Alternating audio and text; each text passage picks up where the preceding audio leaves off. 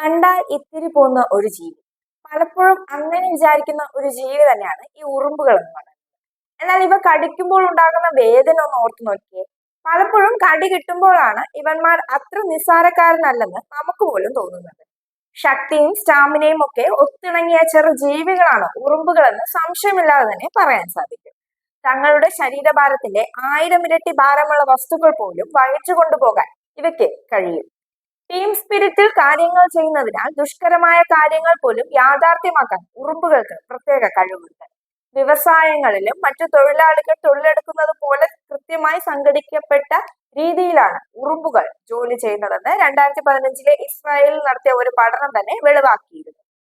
ഭാരം വഹിക്കുന്ന ഉറുമ്പുകൾ തങ്ങളുടെ നേതാക്കളെ അനുസരിച്ചാണ് മുന്നോട്ട് പോകുന്നത്. ഏത് ദിശയിൽ പോകണമെന്നും എങ്ങനെ പോകണമെന്നും ഒക്കെ തീരുമാനിക്കുന്നത് ഈ പറയുന്ന നേതാക്കളാണ്. നമ്മൾ ഉറുമ്പുകളുടെ ദിശ എങ്ങനെയൊക്കെ മാറ്റിവിട്ടാലും അത് അവസാനം പോകുന്ന വഴി തന്നെ പോകുന്നത് നമുക്ക് കാണാൻ സാധിക്കുന്നതാണ്. നമുക്ക് ഇന്ന് കുറച്ച് അങ്ങനെയുള്ള വെറൈറ്റി ഉറുമ്പുകളെ പറ്റി ഒന്നറിയാം. ലോകത്തിൽ വിവിധ ജീവികളിൽ നിന്നും കീടങ്ങളിൽ നിന്നും ഏൽക്കുന്ന കുത്തിന്റെ തീവ്രത അടയാളപ്പെടുത്തുന്ന ഒരു സൂചികയാണ് ഷീമിറ്റ് പെയിൻ ഇൻഡെക്സ് എന്ന് പറയുന്നത്. ഇതിൽ ഏറ്റവും മുകളിൽ വരുന്നത് അല്ലെങ്കിൽ ഏറ്റവും വേദനാജനകമായ കുത്തുകളിൽ ഒന്നായി കാണപ്പെടുന്നത് ഒരിനം ഉറുമ്പുകളുടേതാണ്. ഒരു ഉറുമ്പ് കടിച്ചാൽ ഇത്രയും വേദനയൊന്നായിരിക്കും നിങ്ങൾ ഇപ്പോൾ ചിന്തിക്കുന്നത്. എന്നാൽ ഇത് വെറും ഒരു ഉറുമ്പൊന്നും അല്ല, ബുള്ളറ്റ് ഉറുമ്പുകൾ എന്നാണ് ഇതിനെ അറിയപ്പെടുന്നത്. ആമസോണിലാണ് ഇവയുടെ താമസം. കണ്ടാൽ നമ്മുടെ കട്ടുറുമ്പിന്റെ ബന്ധത്തിലുള്ളത് പോലെ തോന്നുമെങ്കിലും ഇവനാള് കുറച്ച് വേറെയാണ്.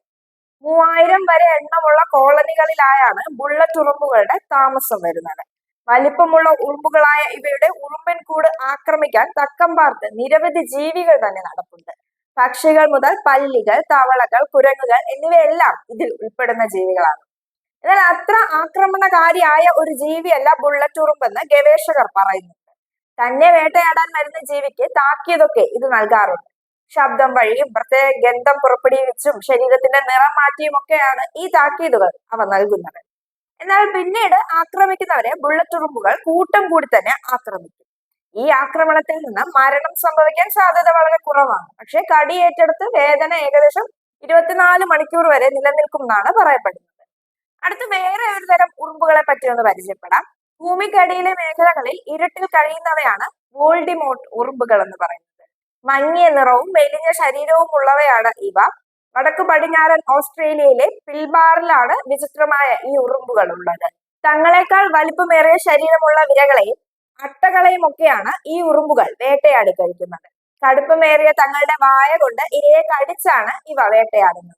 മറ്റുറുമ്പുകളെ അപേക്ഷിച്ച് സവിശേഷമായ വേട്ടയാടൽ രീതികളും ഇവയ്ക്കുണ്ട്.